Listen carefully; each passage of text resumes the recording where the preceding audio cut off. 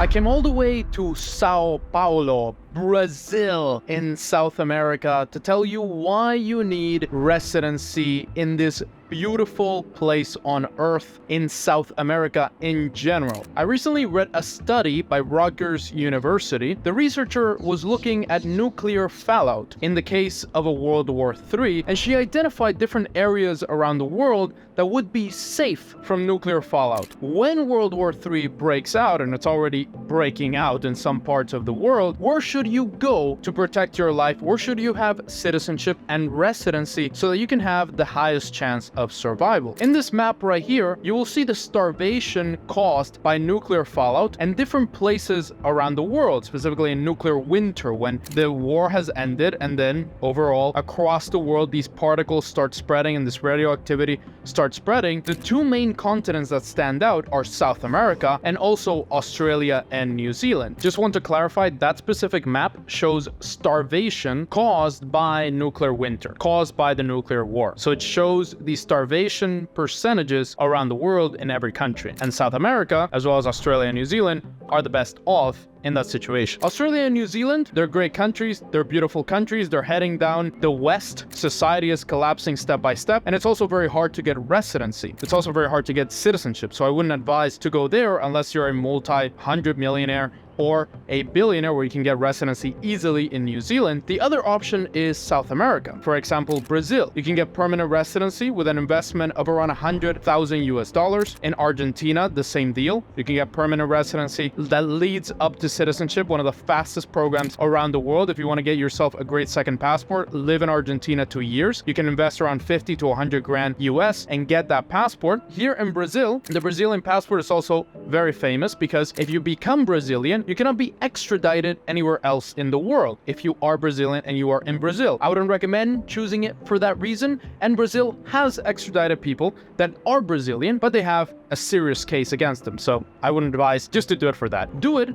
for the nuclear fallout protection. Do it just to have a different diversification around the world, because this continent people think is extremely dangerous, and it is. I was picked up at the airport with a bulletproof car. I was told not to go to some places. I was told to be very careful, to watch my steps, to look behind my back in different places. But if you want to come specifically to this city of Sao Paulo and to other cities like Florianopolis, which is not far, it's a lot safer than Rio de Janeiro. You can also give birth in one of these countries: Argentina, Uruguay, Brazil. They're all citizenship by birth. If you want a much safer place, much more stable, Uruguay. Also, you're protected from nuclear fallout. Also an amazing passport. A place that is considered the Switzerland of South America. You can have it as a plan B, not have it as your plan A, not the place that you go and live. I'm not telling you to come here to Brazil and live in Brazil and become Brazilian and live your life as a Brazilian, just to have an option. You don't need to live all your life here in Brazil. As long as you pop in and out. Argentina, the same deal. You won't get the citizenship, but you can keep the residency and the permanent residency going in case something happens around the world that you need that place to go where you know there's not going to be that much nuclear destruction. This part of the world, even though it's thought of as a very poor region of the world, has great healthcare. For example, the Albert Einstein Hospital here in Sao Paulo is one hospital that people go to give birth. A lot of Russians are coming to Brazil giving birth in Albert Einstein Hospital so their children can be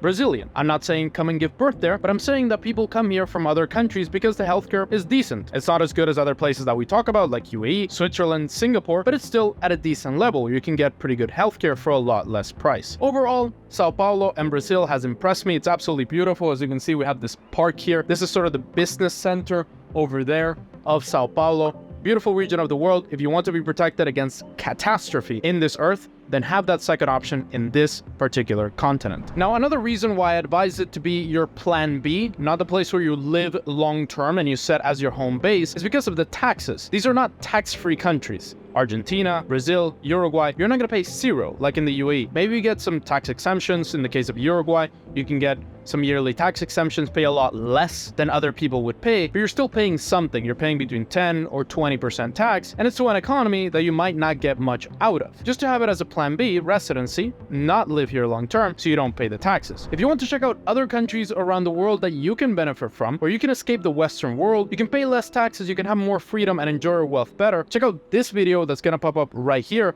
on the best countries to escape the Western world. It has over 100,000 views here on YouTube and people absolutely love it. Check it out right now.